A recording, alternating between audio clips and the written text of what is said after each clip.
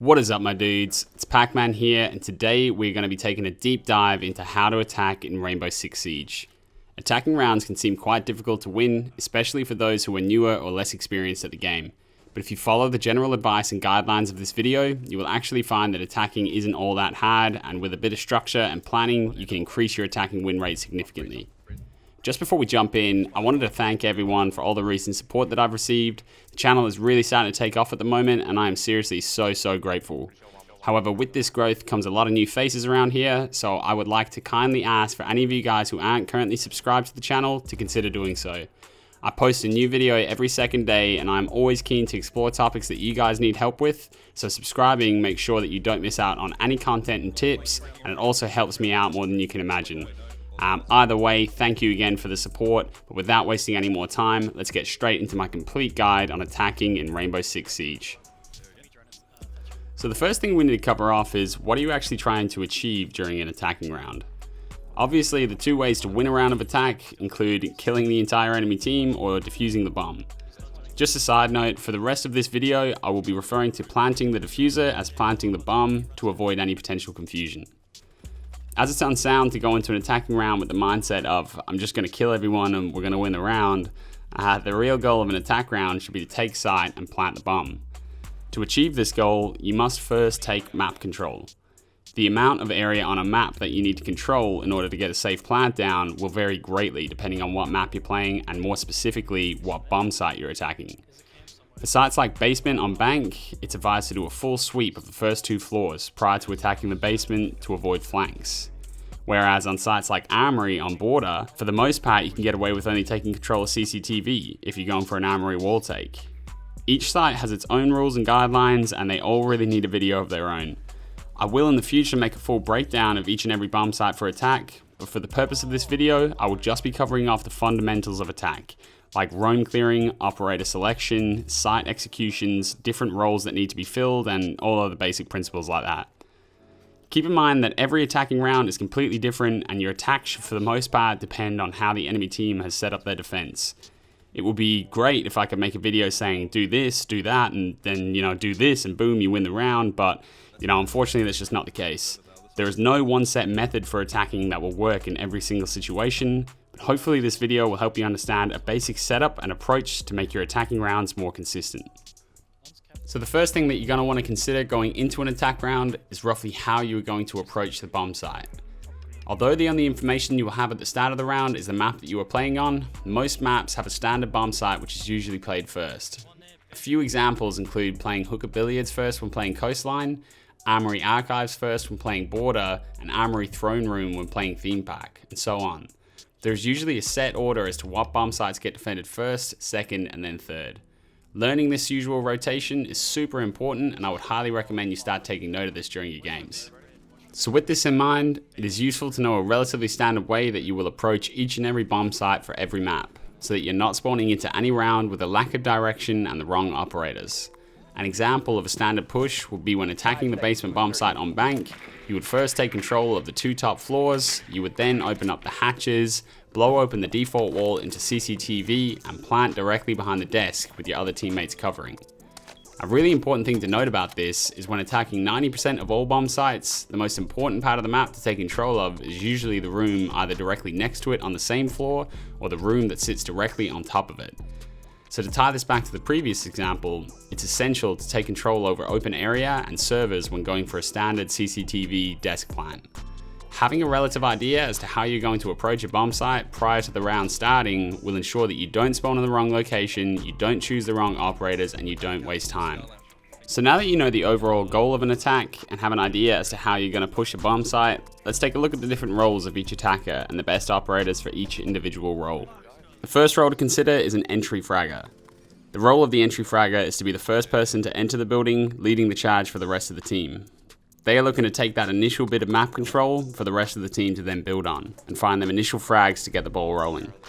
The role of an entry fragger is most commonly played with Ash, although it can be played with Zofia, Twitch, IQ, Sledge, Buck, and a few other operators. Next up is the support fragger, which is the person who directly follows up the entry fragger. The role of the support fragger is to help with entry into the building, and usually directly follows the entry fragger on that initial push into the building/site. Their goal is to both help cover off extra angles and pathways that the entry fragger can't, but most importantly to help trade the entry fragger if they happen to go down. Their goal is very similar to that of the entry, and just overall adds more firepower and an extra gun to the push. The most common operators for support fragger include Zofia, Buck, Sledge, IQ, Jackal, and others similar. Next up is what you would call the flex player, which is really open to interpretation. The reason it is called flex is because they interchange in operator and general role based on the team composition and the site that you are attacking. Their role can vary greatly based on the needs of the team for a specific push. For example, the flex player on bank might be the Capitao, as it's needed for smoke during site execution, or it could be a second hard breacher to help open more angles. It really does change dramatically and usually just fills in whatever gap the team needs. The operator can literally be anyone, it all just depends on what will be the most useful for a specific round. Finally, we have the supports. This is usually comprised of two players, for example a Thermite and a Thatcher.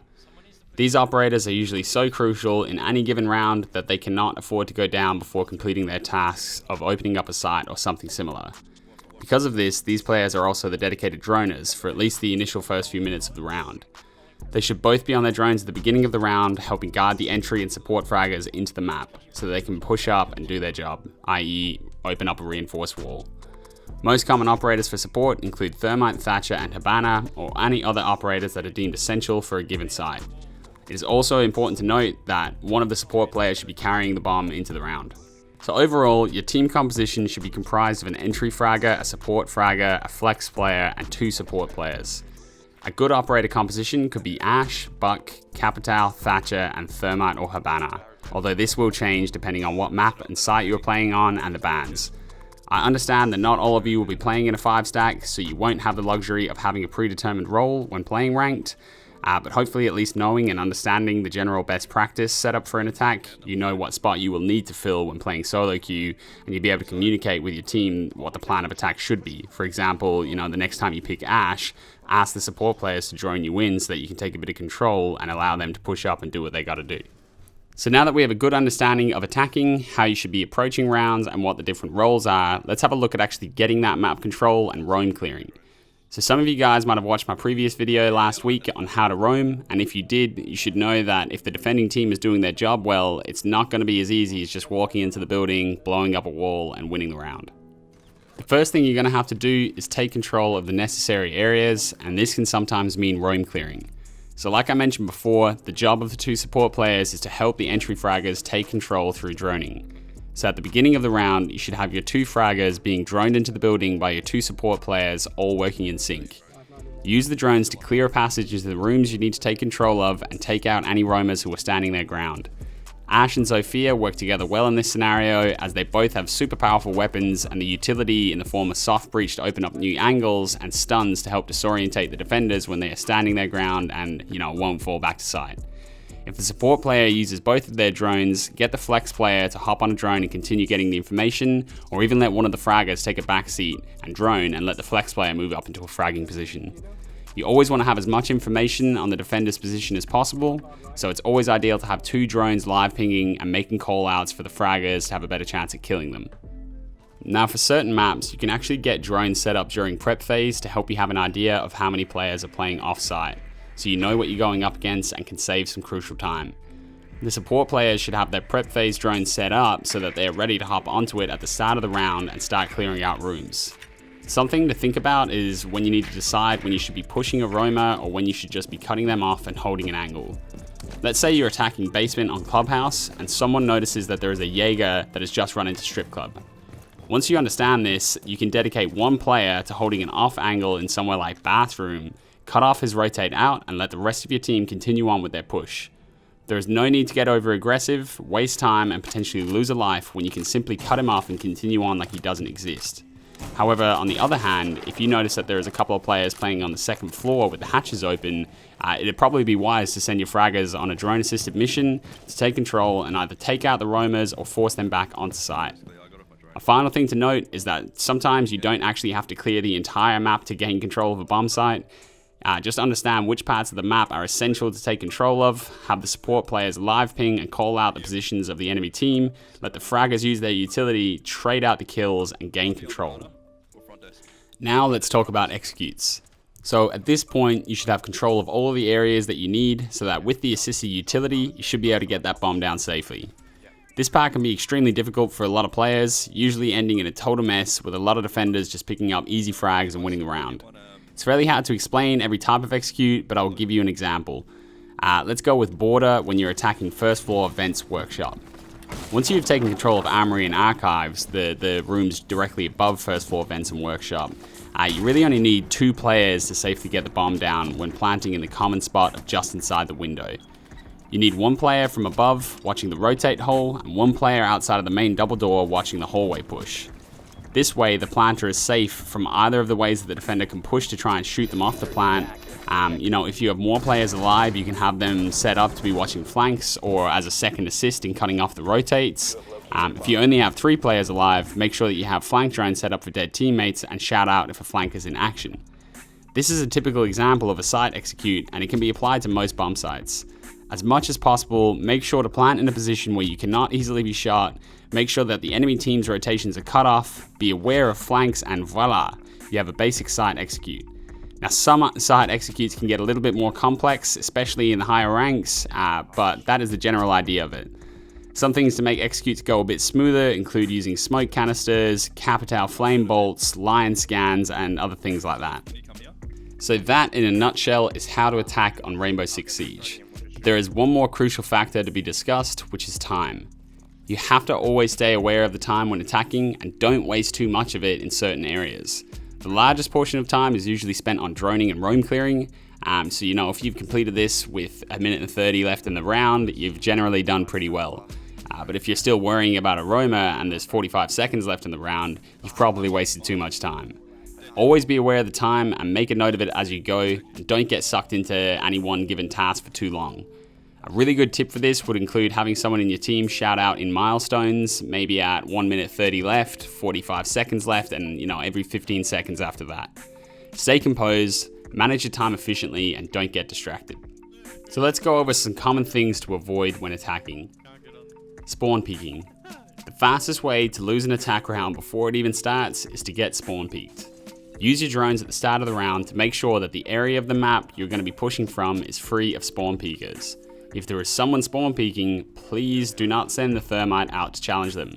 Let one of the fraggers do it. Have the support player stay back and sit on their drones until the fraggers clear the path. Remember, getting spawn peeked just means you weren't paying attention. It is 100% the fault of the attacker. Face checking. If at all possible, you should be letting the droners clear out the rooms for you. If you are running in front of a drone, face checking everything, there really isn't much of a point in having someone droning at all. The amount of times I kill a vaulting Ash in the first 15 seconds of the round is just ridiculous. Don't be that guy. Overdroning. When playing as a support player, make sure that you are checking corners when your teammates are relying on you for that information. We've all been there. We've quickly fly through a room and shout out to your buddy that it's clear, only for them to get slapped by a cab in the bathtub. It's the easiest way to lose a teammate unnecessarily and can be completely avoided by simply just checking your corners. Support players going down. There's nothing worse than a Thermite getting killed from a spawn peek or dying in a gunfight in the first 30 seconds of a round. Please make sure that if you're playing a support, you stay alive until you've done your job. Don't get into gunfights, get that wall open.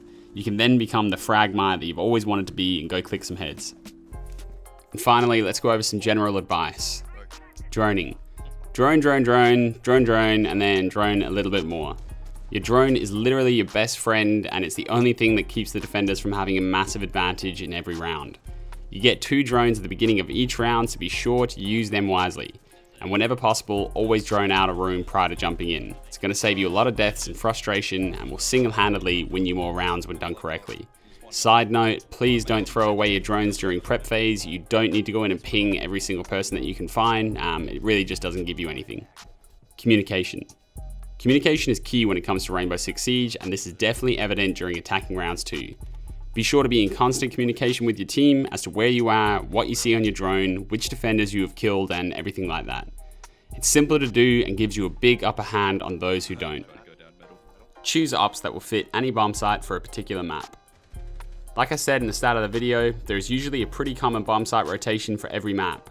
With this in mind, some bomb sites are suited more towards certain operators. For example, playing on Consulate, when attacking the top floor, a Thermite isn't overly essential. However, when attacking basement, you're putting yourself at a pretty big disadvantage if you don't bring them. I would recommend having your team comprised of operators that are suited to every bomb site so that you can't be caught off guard by the other team switching up the bomb site rotation to try and catch you guys out. So there you have it, guys. Hopefully after that you have a better overall understanding of how an attacking round is supposed to play out and what roles are supposed to be filled in by what operators. I do completely understand that not everyone out there has a 5-stack to play in, but hopefully this video will still give you an understanding of how these attacking rounds are supposed to be structured, and you can start implementing some of these methods into your own attack. And for those who do have people to play with, hopefully it's cleared up some misconceptions about roles and executes and yeah, everything else that I covered. So like I said at the start of the video, if you're enjoying the content, please smash that like button, hit subscribe, and drop a comment down below. It helps me out so much, and I really appreciate it. With that being said, guys, I will see you in the next one. Peace.